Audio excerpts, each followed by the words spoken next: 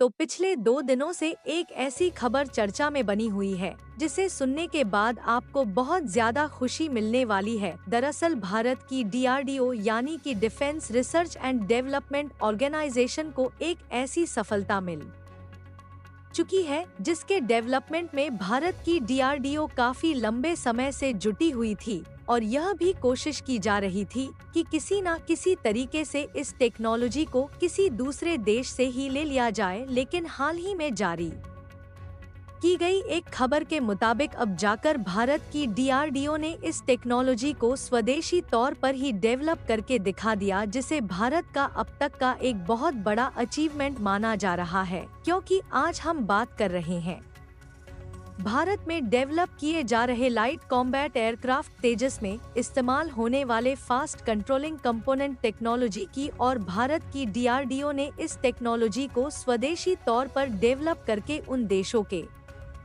मुंह पर तमाचा मार दिया है जो सोच रहे थे कि भारत बिना किसी दूसरे देश की मदद से LCA तेजस एयरक्राफ्ट के एडवांस्ड डेवलपमेंट पर काम नहीं कर पाएगा। और हमारे लिए अच्छी बात है कि DRDO ने एक्चुएटर्स और fast air brake control module को स्वदेशी तौर पर डेवलप करके हिंदुस्तान एरोनॉटिक लिमिटेड को ट्रांसफर भी कर दिया है, जो कि इस प्रोजेक्ट पर काम कर रहे हैं। पूरी अपडेट क्या है इस वीडियो में समझते हैं। लेकिन आगे बढ़ने से पहले भारत डिफेंस के मामले में सेल्फ डिपेंडेंट होता जा रहा है, उसके लिए वीडियो को एक लाइक करके चैनल को सब्सक्राइब जरूर कर लीजिए, क्योंकि यह आपके लिए 1 सेकंड का काम है, लेकिन इससे हमारी काफी बड़ी मदद होती है। असल में दोस्तों, देखा जाए तो पिछले कुछ दिनों में भारत की DRDO यानी कि defence research and development organisation ने एक ऐसा माइलस्टोन अचीव कर लिया है जिसकी चर्चा भारत में ही नहीं बल्कि दूसरे देशों में भी बनी हुई है। क्योंकि इंडियन डिफेंस की तरफ से जारी की गई लेटेस्ट रिपोर्ट के मुताबिक भारत की DRDO ने लीडिंग एज एक्चुएटर्स और fast air brake control module कोडोट स्वदेशी तौर पर डेवलप करके इसका पहला बैच भारत की हिंदुस्तान एरोनॉटिक लिमिटेड को दे दिया है, जिसका इस्तेमाल हिंदुस्तान एरोनॉट लिमिटेड के द्वारा बनाए जा रहे एडवांस लाइट कॉम्बैट MKV तेजस एयरक्राफ्ट में किया जाना है, जहां इस टेक्नोलॉजी में भी नई जीत हासिल करते हुए भारत की DRDO ने उन देशों के मुंह पर उल्टा तमाचा मार दिया है जो देश कह रहे थे कि भारत तेजस एयरक्राफ्ट के नए वेरिएंट को पूरी तरह से स्वदेशी तौर पर डेवलप नहीं कर पाएगा। क्योंकि देखा जाए तो भारत यह टेक्नोलॉजी लेने के लिए कई देशों के सामने हाथ फैला चुका था, और उड़ते हुए एयरक्राफ्ट को हवा में ऊपर नीचे करना है तो उसके लिए भी इनका इस्तेमाल भरपूर मात्रा में होता है। और एयर ब्रेक कंट्रोल मॉड्यूल की बात करें तो यह हवा में उड़ रहे एयरक्राफ्ट में नियंत्रण और स्थिरता बनाए रखने के लिए इस्तेमाल किया जाता है, ताकि हाई स्पीड में उड़ रहे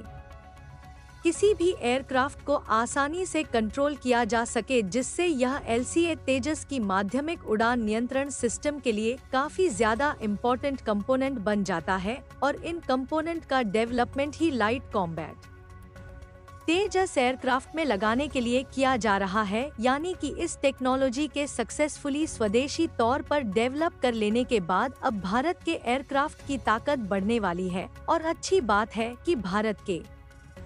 DRDO के द्वारा लीडिंग एज एक्चुएटर्स और एयर ब्रेक कंट्रोल मॉड्यूल्स की टेक्नोलॉजी हिंदुस्तान एरोनॉटिक लिमिटेड को ट्रांसफर करने के बाद इसका प्रोडक्शन भी शुरू हो गया है, जिसमें भारत हिंदुस्तान एरोनॉटिक्स लिमिटेड इसकी मैन्युफैक्चरिंग वर्तमान में लखनऊ में HAL के एक्सेसरीज डिवीजन में कर रही है, जो भारत की एरोस्पेस विनिर्माण क्षमताओं में एक महत्वपूर्ण प्रगति का प्रतीक है। मुंबई में गोदरेज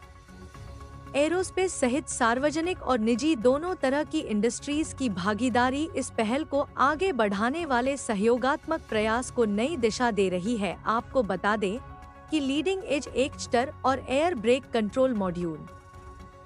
यही 2 टेक्नोलॉजी है जिसे भारत की वेदर कंडीशन के हिसाब से DRDO ने हाल ही में स्वदेशी तौर पर डेवलप करके नया माइलस्टोन हासिल किया है, जिसकी चर्चा भारत ही नहीं बल्कि भारत के अलावा दूसरे देशों में भी हो रही है, क्योंकि भारत ने इसे ऐसे डिजाइन और डेवलप किया है कि इस टेक्नोलॉजी को तेजस एयरक्राफ्ट में लगाने के बाद उनका इस्तेमाल हर तरीके के वेदर कंडीशन में किया जा सकता है। क्योंकि देखा जाए तो चीन के बॉर्डर की तरफ पहाड़ वाले इलाके हैं, जहां पर ज्यादातर मौसम बदलते रहते हैं, जबकि पाकिस्तान के बॉर्डर पर रेगिस्तान वाले इलाके पाए जाते हैं, जहां भारत को इस टेक्नोलॉजी पर इस तरीके से काम करना था ताकि इनका इस्तेमाल हर तरीके की वेदर कंडीशन में किया जा सके। वैसे देखा जाए तो भारत ने इस टेक्नोलॉजी पर काम करने से पहले कई देशों के सामने हाथ फैलाया, लेकिन हम जिन देशों से इस टेक्नोलॉजी की बात कर रहे थे वह सभी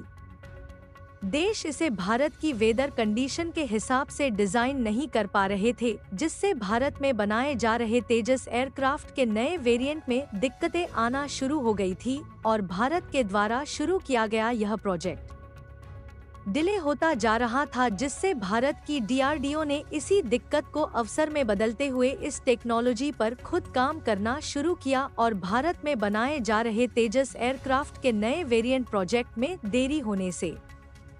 पहले भारत की DRDO ने इस टेक्नोलॉजी को इंडिजिनस डेवलप करके हिंदुस्तान एरोनॉट लिमिटेड के हाथों सौंप दिया, ताकि हिंदुस्तान एरोनॉट लिमिटेड इस टेक्नोलॉजी का इस्तेमाल करके तेजस एयरक्राफ्ट के नए वेरिएंट